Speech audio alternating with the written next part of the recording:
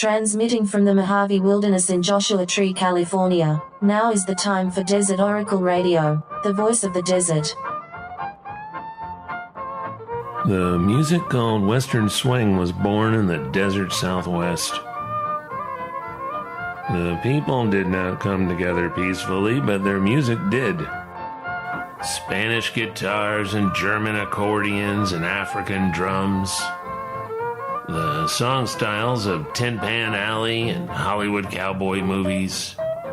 New Orleans jazz, Memphis blues, ancient folk songs from the British Isles, and romantic ballads from the wide-open deserts of Mexico and the ranchos of Alta California.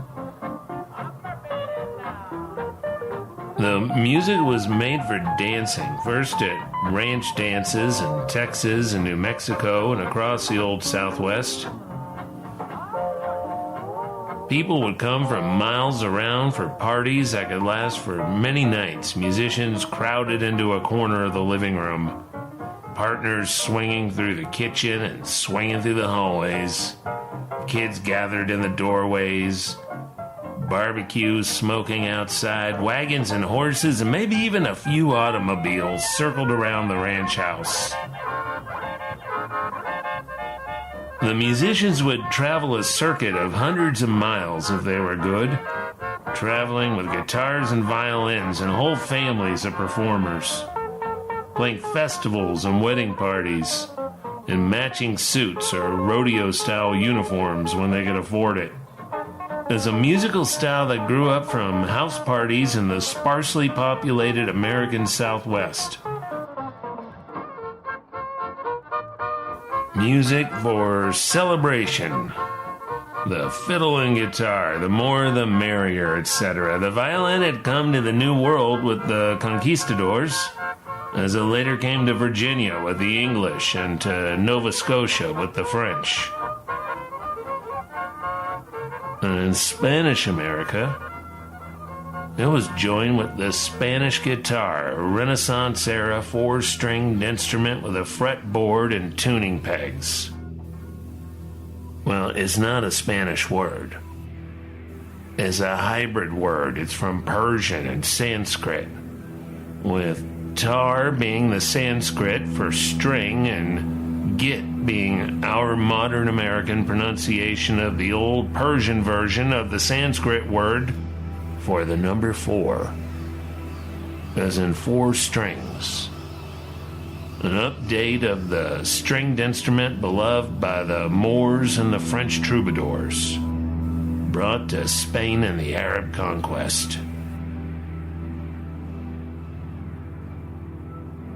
And it all mixed up in Texas of 100 years ago. Mixed up with any rhythm or style or instrument or melody that caught the musician's ear. Bob Wills heard a lot of this ranch music when he was growing up in Texas, and he played it too. And he was born to a family of farmers and fiddlers, and he soaked it up. It was a time when such musical families, Mexican, Anglo, Polish, they were crossing the dusty roads of the Southwest, headed to another fandango, another rodeo, another feast day, wedding, or funeral, or roundup. Records were new, and radio was new, and the only sure way to make $1 was to show up and perform, like it is again for musicians today. Make the people dance. As English-speaking Americans move west, whether pioneers or Civil War refugees, those chasing gold or silver or empire, land to graze cattle, crude oil, aerospace jobs, adventure, escaping trouble, whatever it was, the language of the music adapted. What had been exclusively Spanish and Mexican music became what we call Western music. Cowboy songs with a Spanish guitar. Western groups with 2 or 3 or maybe a half dozen violins, piano if there was one available, horns if there were horn players. Old fiddle tunes from England were introduced, mixed with Mexican tunes, African melodies, and lamentations. All kinds of music just exploded into being in the early 20th century. As jazz played by small combos with banjos and brass, country blues in Mississippi, ragtime in the cities, hillbilly music, recorded for the first time in Bristol, Tennessee. Well, what if you took a classical orchestra and put it in a ballroom with a jazz beat? Why not add a Hawaiian steel guitar? Why not? Why not rig up some speakers to amplify that Spanish acoustic? Everybody saw the potential in those accordions and harmonicas from the Habsburg Empire.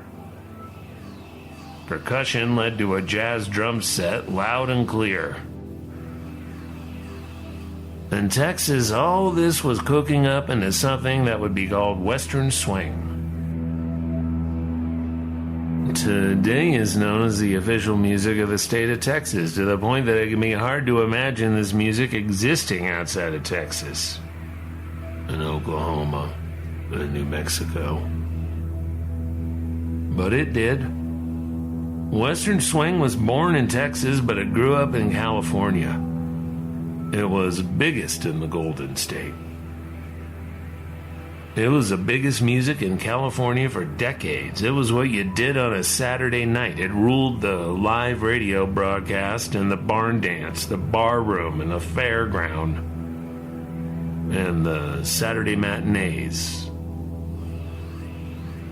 And Bob Wills and Milton Brown were especially interested in a New Orleans 2-beat that kept people on the dance floor.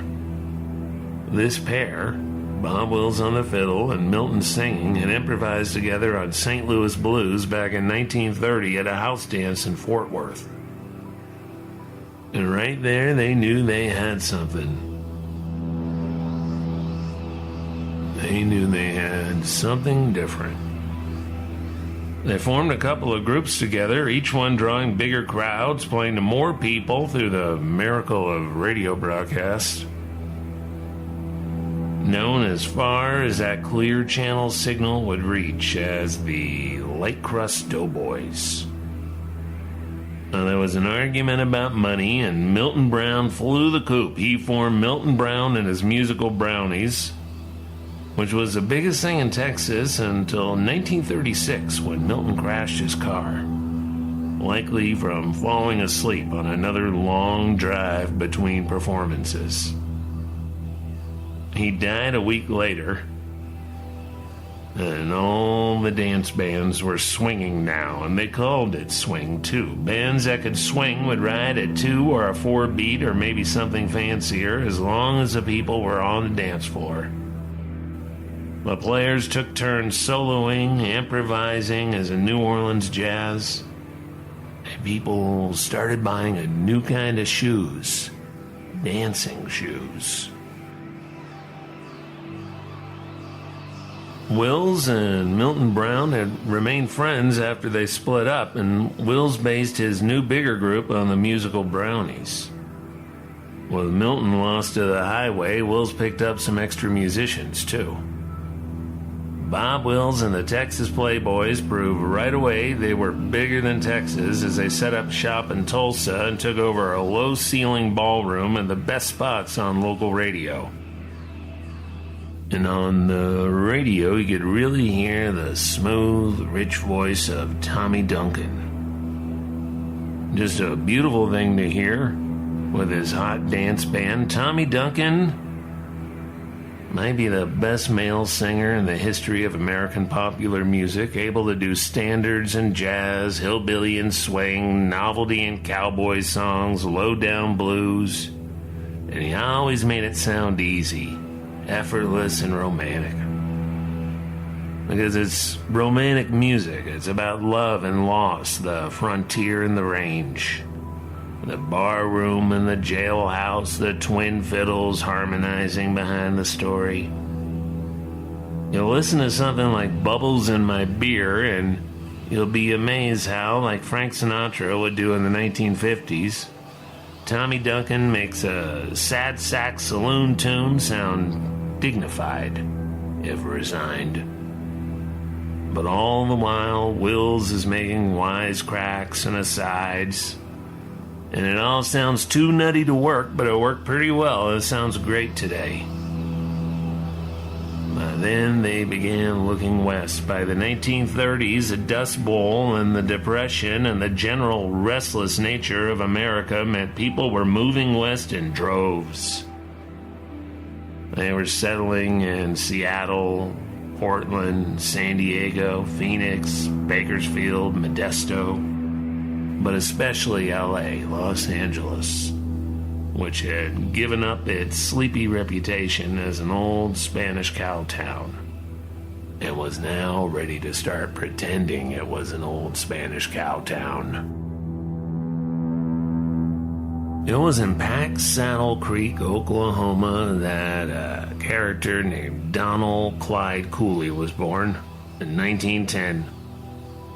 Cooley was of Cherokee and English blood, born to the fiddle like his father and his grandfather before. But playing fiddle wasn't much of a living, even though it was too deep in his blood to ignore.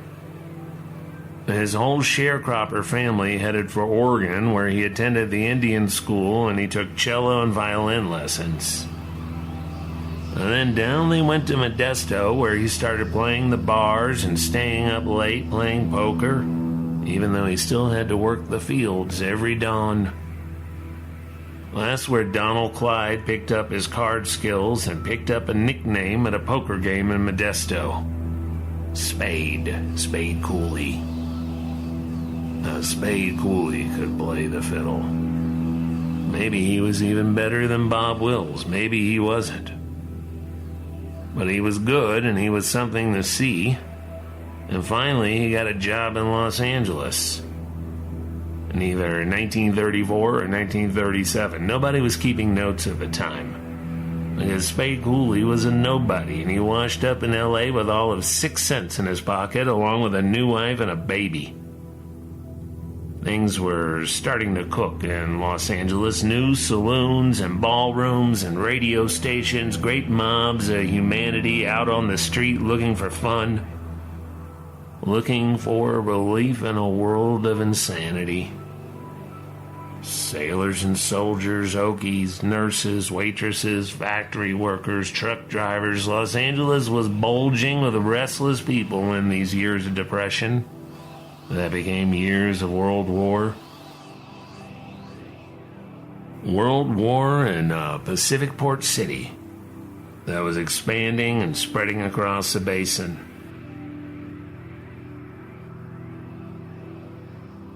People were even going out to the seaside now, ignoring the old idea that living by the beach was bad for your health. Honky-tonk neighborhoods replaced the coastal wetland, and great piers and docks were constructed. Gambling and booze ships bobbing in the waters just out of reach of the feds. Now, Spade met a Western musician named Len Sly, who had some success with a group called the Sons of the Pioneers, and you could hardly tell Spade and Sly apart.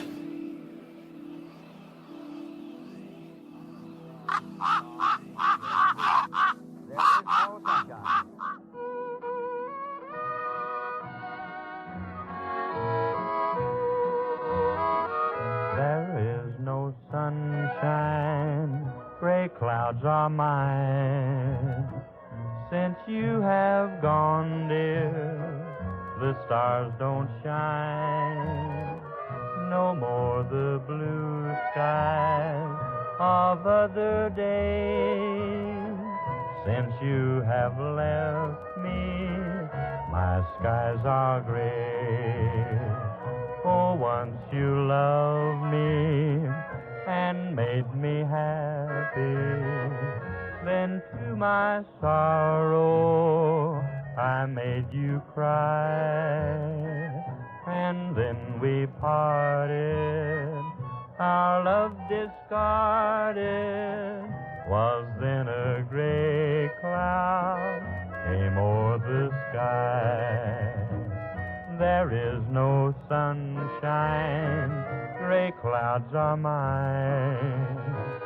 Since you have gone, dear, the stars don't shine. No more the blue skies of other days. Since you have gone, dear, my skies are gray.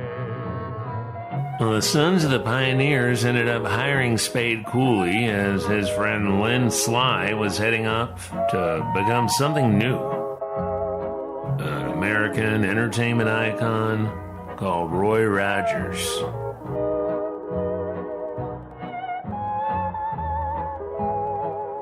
We'll have to close the gates on another Melody Roundup. But join us again, and there'll be more music, the kind you like to hear. This is the Armed Forces Radio Service. Because Spade was about Roy Rogers' size, and he had Roy Rogers' eyes, and he was good on a horse, he worked as Rogers' double in the cowboy movies. Cooley wouldn't have to go back to the cotton fields of Modesto after all, because everything was starting to happen.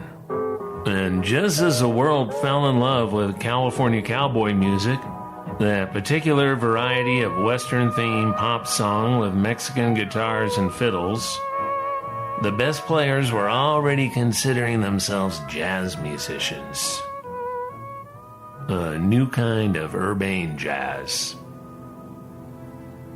Now is often white as black, but mostly playing for Okies.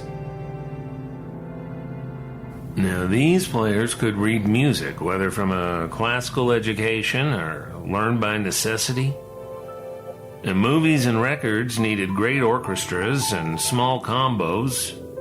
Musicians able to play any style be able to sound like the court musicians, an Arabian Nights harem, or a German symphony, or whatever the song or the motion picture called for. And this you could hear in music that was relentless in adapting various styles. You could call it cosmopolitan. But the players and the audiences took on the movie costume style of the Western cowboy. Nobody liked to be called an Okie, even if that's what they were, but everybody liked to dress up as a California cowboy or cowgirl.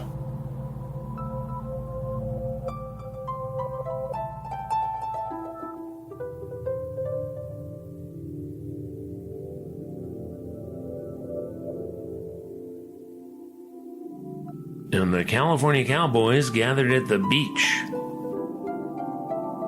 With those grand piers at Venice and Santa Monica and San Diego came enormous, elaborate ballrooms. A Texan transplant and Los Angeles DJ called Foreman Phillips was known far and wide for his Western hit parade, and he knew there was an audience for something bigger than the honky-tonks. With so many talented and movie-famous musicians in L.A., Phillips rightly figured that he could pack them into these seaside ballrooms. Spade Cooley and his big band proved the gamble when something like 7,000 people showed up to dance a Cooley show on the Santa Monica Pier. And the whole thing was shaking to the point that management feared the pier would collapse into the ocean.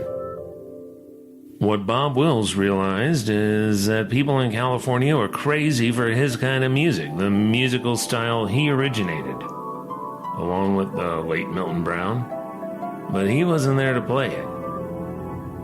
On the strength of the beautiful and romantic tune he called San Antonio Rose, Irving Berlin had paid a publishing advance to Bob Wills and encouraged Bob to put words to the fiddle tune. Well, he did, with help from the band, and the 1940 Columbia recording of New San Antonio Rose There's a beautiful and instantly memorable melody played in the swing band style of the day with Tommy Duncan's smooth delivery, a mix of sophistication and jukebox heartbreak. An idealized and cleaned up version of the ranch dance. Now featuring an 18-piece band that Wills called the finest jazz men you ever heard, a band he built to do anything and do it with style. Everybody was playing San Antonio Rose in the 1940s.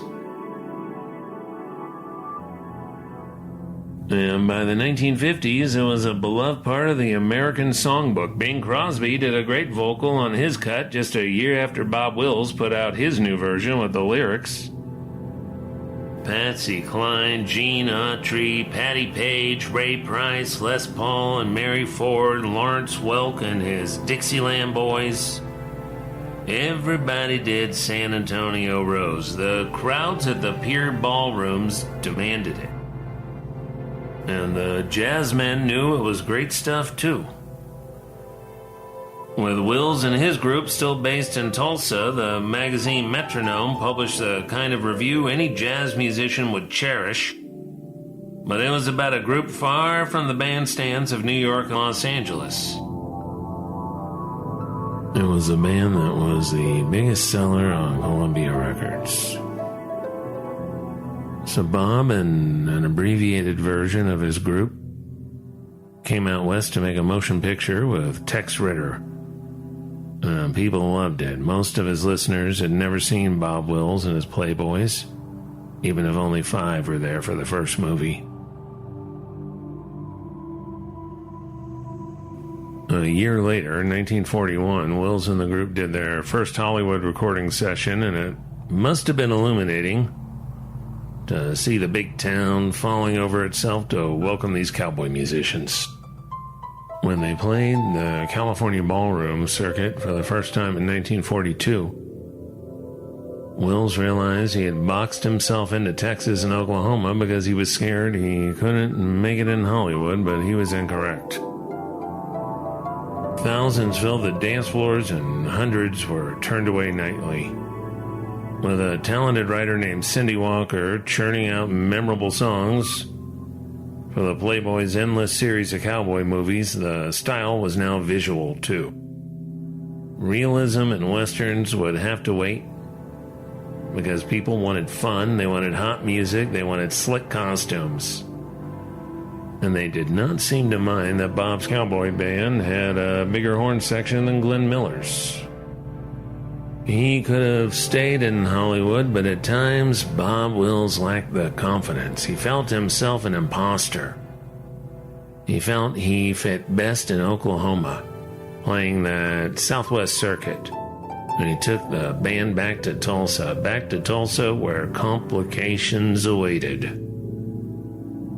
There were ex-wives, new wives, contracts, finances, and especially the draft board, which would chop up and separate the Texas Playboys at the height of their musical powers. If Milton Brown was the father of Western swing, when people remembered him at all, well, Bob Wills was the king. But in the absence of the rightful king, Spade Cooley claimed the title for himself out in Hollywood. It was his to take. In January 1945, Spade Cooley and his Western band, featuring the great Tex Williams on vocals, released their signature song, a little swinging taunt called Shame on You. The lyrics are Spade's, it is said, with the music maybe composed with his bandmate Smokey Rogers. Now, Spade grinned when he played it, but it still sounds too heavy and too mean for such a light-hearted arrangement. It's got lyrics that goes like this. This is a chorus, in fact. Shame, shame on you. Shame, shame on you. Two can play your little game. You'll find out who was to blame. Durn your hide. Shame on you. I hide your face. Shame on you.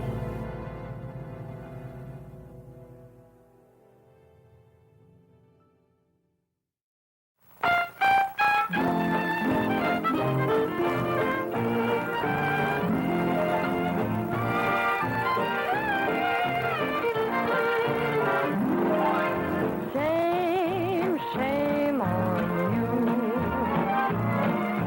Shame, shame on you. Gave my heart as a token, when returned it was broken. Hide your face. Shame on you. Shame, shame on you. Shame, shame on you. Took my car and my money, done me wrong, and that ain't funny. Done your heart. Shame on you.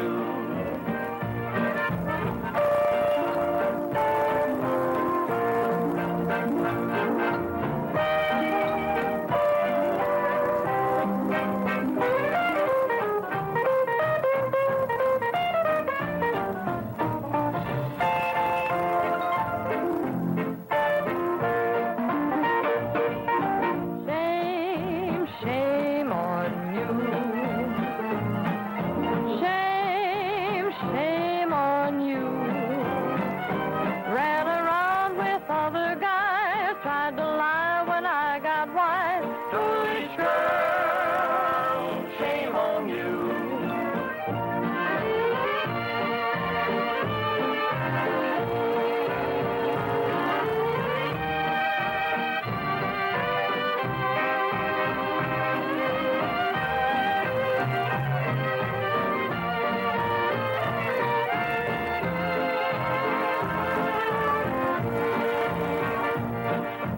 Shame, shame on you.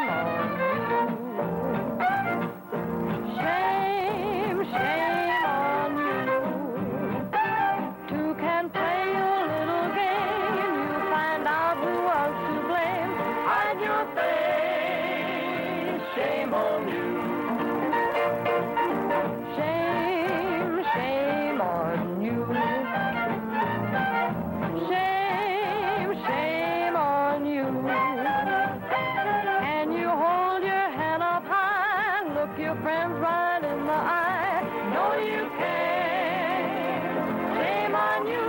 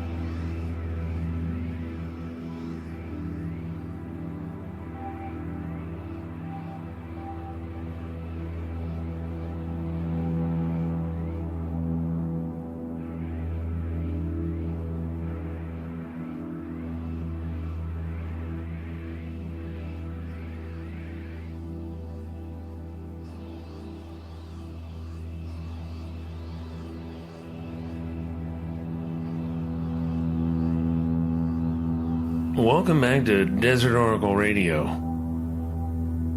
We're talking about a wild time in California when strange and popular new music just took over. You hear a name like Smokey Rogers and you think, now who was that guy? Well, Smokey Rogers was from Tennessee, and by the mid-40s, he was an important part of Spade Cooley's Western Band. And he was a successful songwriter, too. He wrote Spanish Fandango with Bob Wills.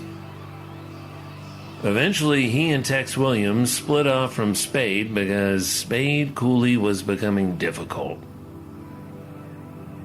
Smokey and Tex formed the Western Caravan, and then Smokey took some Capitol Records money and took over the Bostonia Ballroom, the pride of El Cajon, California, and the southernmost stop on the Western Swing Ballroom circuit.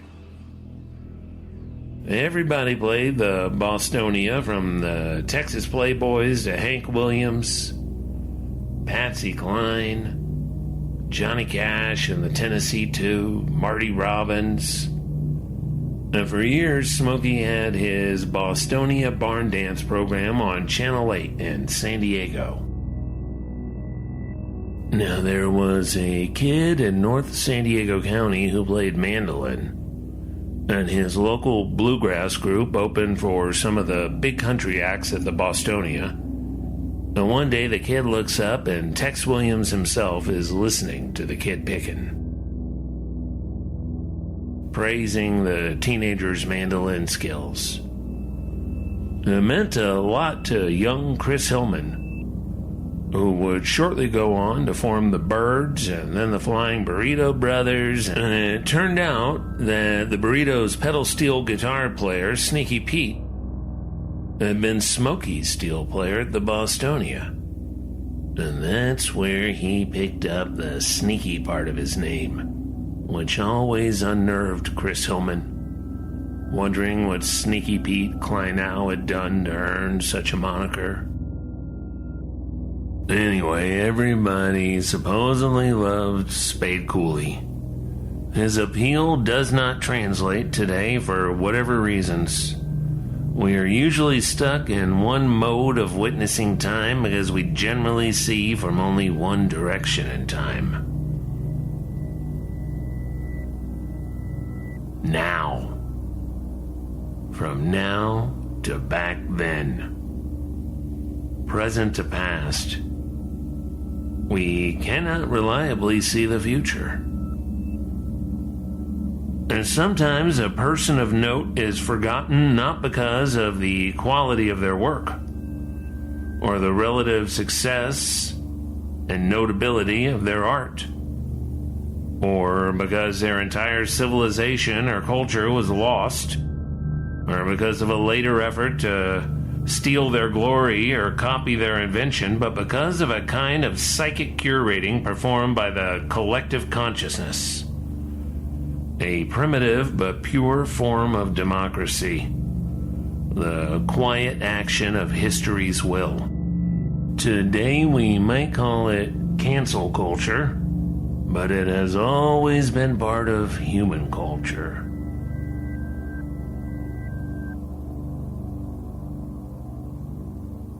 The thing is, Spade Cooley was not famous for a few months or a few years, but for decades.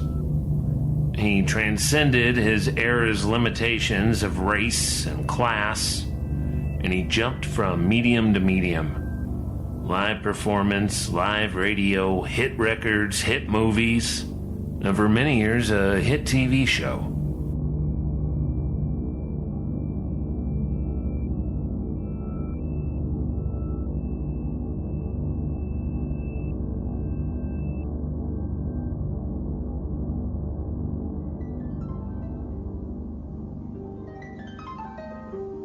Spade Cooley, king of Western swing.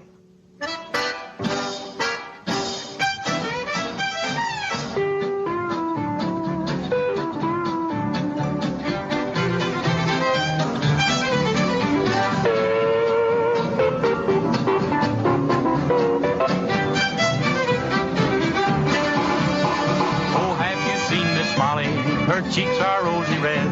Her lips are soft as satin and they taste like gingerbread. Oh, ho, ho, me, oh, my Miss Molly, I'm in love with you. Oh, me, oh, my Miss Molly, won't you say you love me too? I'll sell my horse and saddle, a driving I'll resign. If only Miss Molly would say that she'll be mine. Oh, ho, ho, me, oh, my Miss Molly, I'm in love with you. Like Lawrence Welk, the North Dakota accordionist and band leader who had a lasting career with his sweet champagne style, Spade Cooley's career aged with his audience.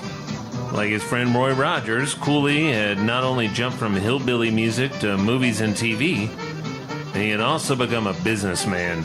And like both Roy Rogers and Lawrence Welk, Spade Cooley would invest his money and celebrity on real estate ventures.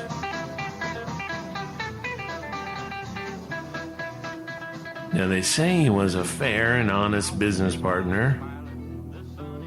Cooley was known for saying, "It's a deal, son," and being an easy man to work with, generous yet clever.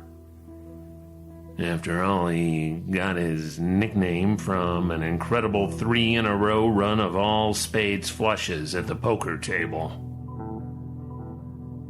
Spade Cooley and his Western Orchestra played regular ballroom engagements to 5,000 or 8,000 or even 12,000 wildly enthusiastic Southern Californians.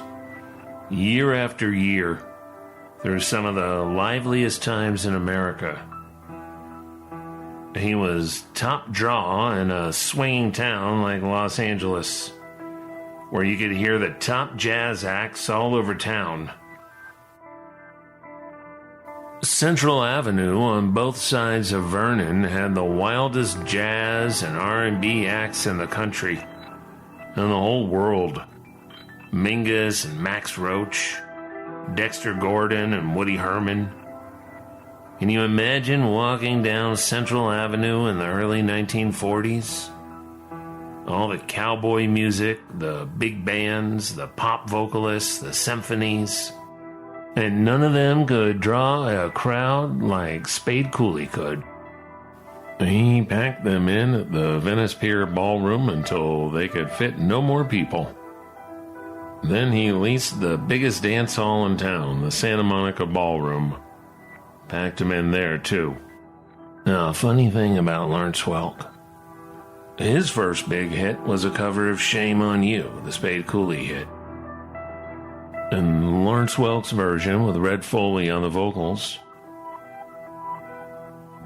topped Spade Cooley's on the charts, number 4 to Cooley's number 5.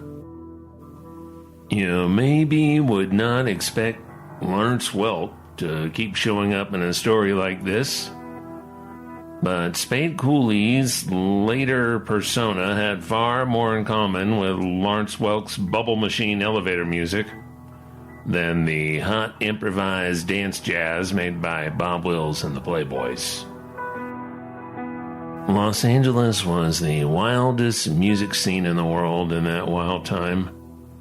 Composers who had recently fled Nazi Germany, fled for their lives, were now writing movie soundtracks and arranging string sections on pop records. LA had Southern bluesmen, gospel singers, mariachi bands, Pachuco Boogie, the style of Chicano jump blues born in L.A. Now, Dave Alvin from the L.A. basin town of Downey wrote a song called American Music that could have fairly been named L.A. Music. We had the Louisiana Boogie and the Delta Blues. We got country, swing, and rockabilly, too. We got jazz, country, western, and Chicago blues. That's the greatest music that you ever knew.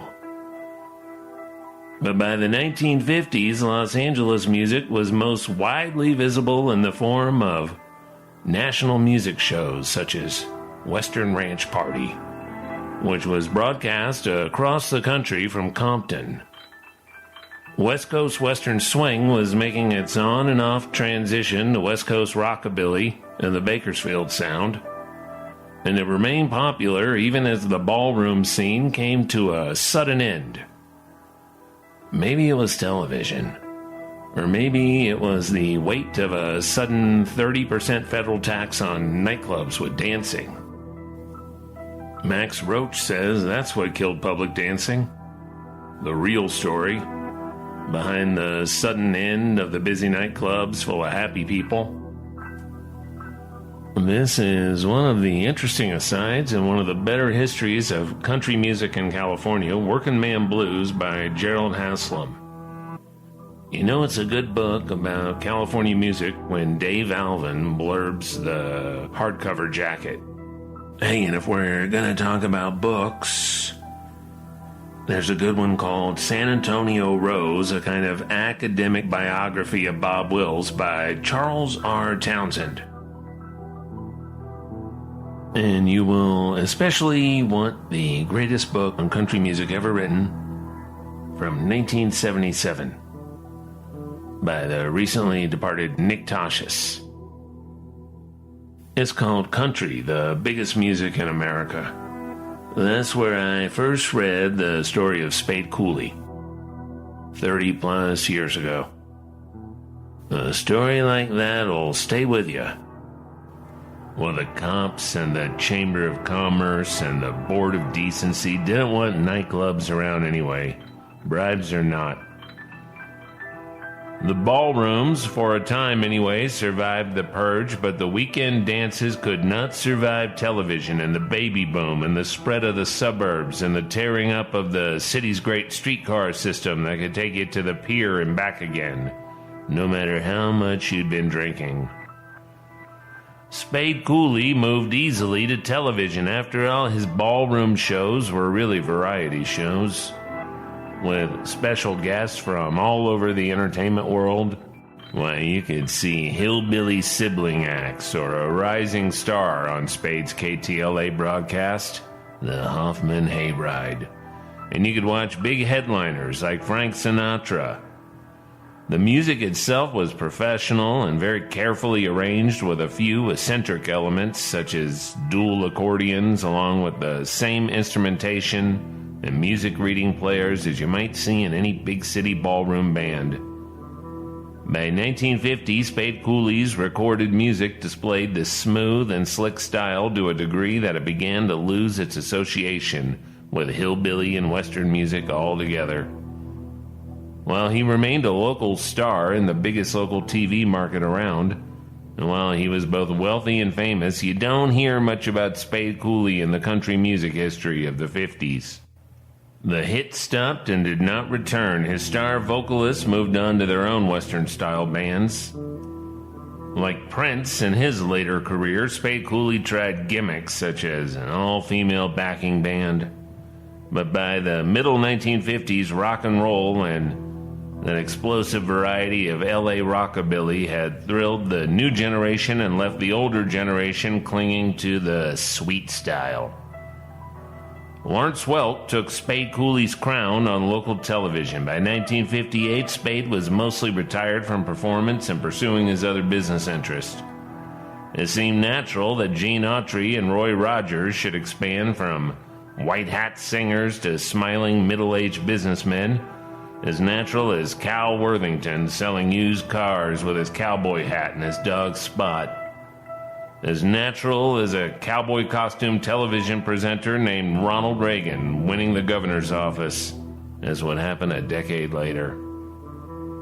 In fact, Governor Ronald Reagan, plays a little part in this tale, a part that Spade Cooley did not learn to live about, because he died just before. See, in 1961, Spade Cooley had moved to the desert, the Mojave Desert. He had a beautiful ranch house built on his property in Willow Springs, the far western Mojave, that corner of the Mojave under the jurisdiction of Kern County up against the Tehachapis. Spade Cooley had very big business cooking up there, with Disneyland and Knott's Berry Farm drawing huge crowds and a Southland hungry for entertainment. Spade had begun work on his own great theme park, a great theme park built upon the Mojave Desert, to be called Water Wonderland, near his Willow Springs home. Oh, it would be something else. Golf courses and lakes and water slides and restaurants and thrill rides and a huge custom ballroom for huge dances. According to the papers, 17 states were clamoring for a Roy Rogers Frontier Town theme park. It was the Amazon headquarters of its day, I guess. Well, Spade would have his theme park too. If only he could focus. Because Spade Cooley was having a hard time concentrating on the work at hand. It was his wife, his second wife, Ella May. He discovered her, as they say, and then he fell for her, and then he married her. While Spade Cooley lived a nightlife common to honky-tonk musicians and tomcats, he remained married to Ella May. They raised a family together, and as long as Ella May ignored his wandering, things seemed to be all right. There are tales of Spade Cooley's accountant writing checks to as many one-night stands and side girls. The checks were for abortions. Maybe Spade Cooley could have become president after all one day. But what troubled him in 1961 was not his own behavior. It was Ella May. What he thought Ella May might be up to, that is, while he was working or otherwise occupied in Los Angeles. Now, Roy Rogers lived not far away on a big old horse ranch in Apple Valley just past Victorville. And while Spade and Roy were friends and sometimes business partners, lately Spade had gotten the idea that Roy Rogers had a thing for Ella May. Well, that would be bad enough, but through a combination of rumor and fantasy, Spade Cooley decided that Ella May was part of Roy Rogers' secret sex cult. A free love kind of deal, the sort of stuff that most people associate with a later era, but this was Hollywood. And Spade was convinced. He got himself down, real low down. And when he got down like that, he drank and he drank until a beast emerged. And then he was Mr. Hyde, his friend said. He just left behind that smiling, fiddle-playing band leader. Spade Cooley worked himself into a long rage. He worked himself into a rage as he drove hours up to the desert, up to Willow Springs, stewing over Ella May and what she might be doing behind his back. What she might be doing with that Roy Rogers and Dale Evans. And some kind of Mojave Desert horse ranch free love sex cult. People did get weird out on the desert. And they still do. His best-known songs, despite the smooth and orchestrated style, are full of menace and jealousy in prison. Detour is some kind of frantic nonsense about ignoring a detour sign and winding up in prison for years. Like everything Spade recorded, it sounds both cartoonish and slick, but it's a story of a wound-too-tight nut job, verse after verse of numbing violence and insanity. Tex Williams is a vocal on this one too, with Spade Cooley singing harmony on the chorus.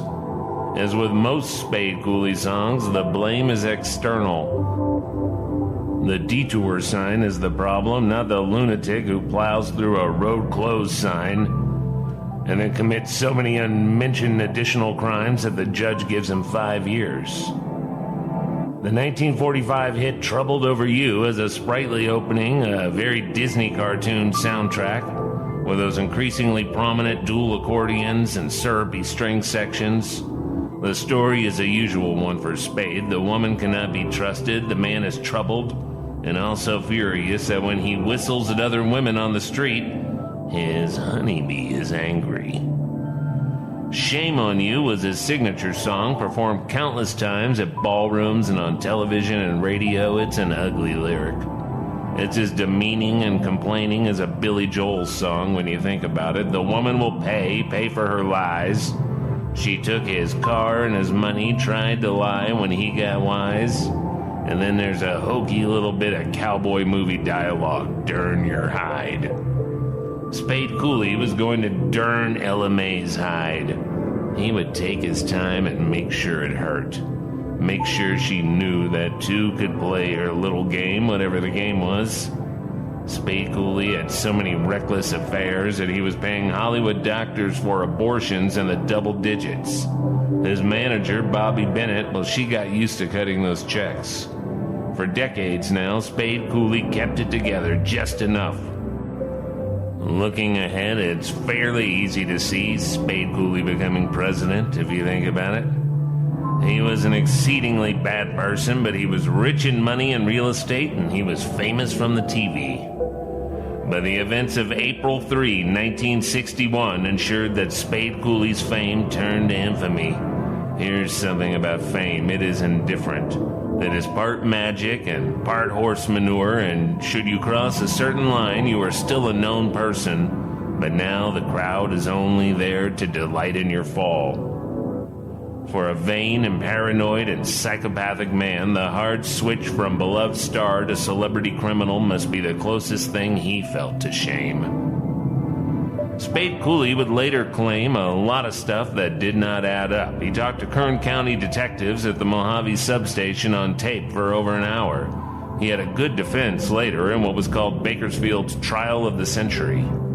Most of his claims about Ella May falling in the shower, about how he only pulled out some of her hair, about how she apparently admitted to both an affair with a UCLA professor in Los Angeles and being an enthusiastic participant in a Roy Rogers sex cult on the same ranch property where the famous White Horse Trigger enjoyed the finest stables money could buy, about how she had affairs with the two men Spade had simultaneously insisted were homosexuals.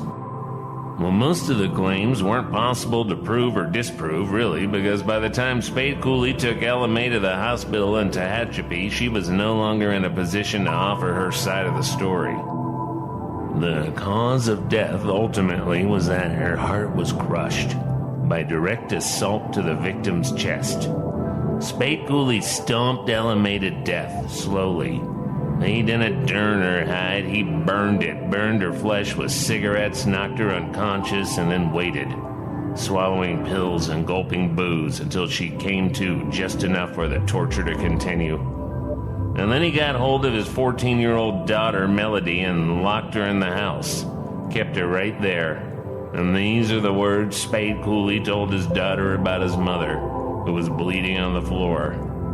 "You're going to watch me kill her." One thing you'll find in this world is that the most evil people are unhealthily obsessed with police and law enforcement, not justice, but raw power. Spade loved being around cops. He played any benefit they asked him to play in LA or out in the desert. When his Kern County jailers realized they had the famous Spade as an inmate, he was given the run of the joint. He ate meals with the deputies and guards in their comfortable cafeteria. He wandered freely, his cell door unlocked. He played music for jailer and jailed alike, and they overlooked the fact that he'd recently beaten and tortured his wife to death. There had been blood all over the bed and the shower and just all over, really, and that was after he called his manager to drive up and help him out of a bind, after the nurse was called, after that, after Ella May was long dead, naked and battered and bloodied and burnt. The trial lasted a month and was front-page news in California, San Francisco to San Diego. Spade Cooley could have gotten off easier had he pled insanity, and for a moment that was his plan. But then they'd see his files, his psychological profile. Then they'd all know that Spade Cooley had come to the secret realization that he was, in fact, a homosexual, and he was unhappy with that. It was what he feared most, more than prison, more than execution. And so he sat there and smiled and lied and cried for the jury. Oh, he prayed out loud for Ella May, for his children, for his dirty little sinner's soul. He was 50 years old when the verdict was delivered, life in prison for the wrongs he'd done. I've always wondered if the song Life in Prison, the sad country classic by Kern County's own Merle Haggard, was about Spade Cooley. You might know the version by Chris Hillman and the rest of the country western version of the Byrds from the album Sweetheart of the Rodeo. The jury found the verdict, first degree. They swore I planned her death to be. Insane with rage, I took my darling's life because I loved her more than life. Who knows? Once everybody involved is dead, you can't go back and ask them about it. Well, Spade Cooley went to Vacaville, considered an easier state prison than the notorious San Quentin, the prison where young Merle Haggard found himself for 3 years. In fact, Merle Haggard was paroled for his bungled and drunken attempted robbery just a month before the famous Spade Cooley murdered LMA. You can bet Merle Haggard closely followed Bakersfield's trial of the century. It was the O.J. story of its time, just as a young and still unknown Merle Haggard returned home. Well, Spade Cooley served only 8 years of his life sentence. Without any wives to brutally murder, he was a model prisoner, and his fame still meant something in the law enforcement world. The same law enforcement world that was so furious about the Black Panthers and the hippies and the war protests, but they liked him just fine.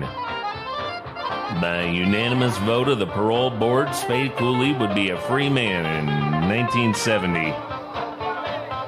And just to show how much the cops loved him, they let him out early in 1969 to play a police benefit concert in Oakland. There was a special treat awaiting, too. After his performance, they were going to bring him back on stage to announce that Governor Ronald Reagan had approved Spade Cooley's complete pardon. A complete pardon, like none of it ever happened. To their extra special version of Ernie Burnett's famous Melancholy Baby. Merle Haggard would get his own pardon from Reagan in 1972, having served hard time when he was just a poor kid in trouble. And then he'd gone on to a national career that far surpassed anything Cooley had done. Merle Haggard never forgot his time in prison, never forgot the poor people who made poor choices and always paid the price. Never forgot how cops and guards protected their favorites.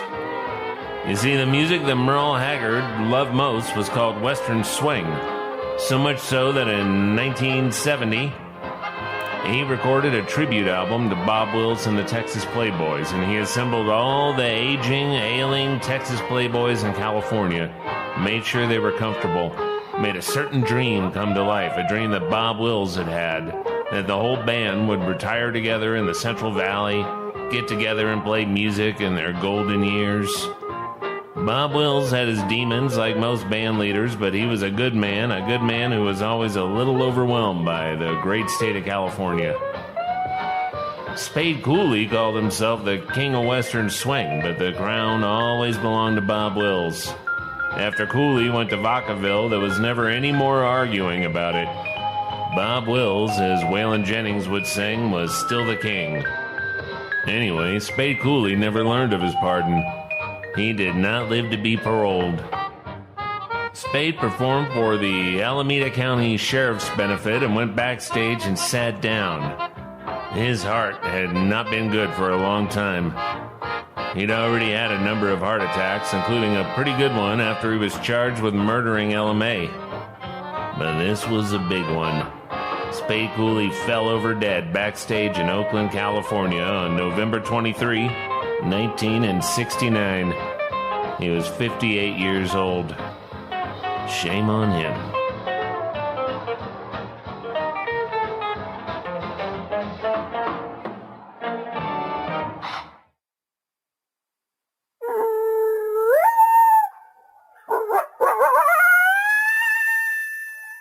Happy Thanksgiving to you all, and good night from the voice of the desert.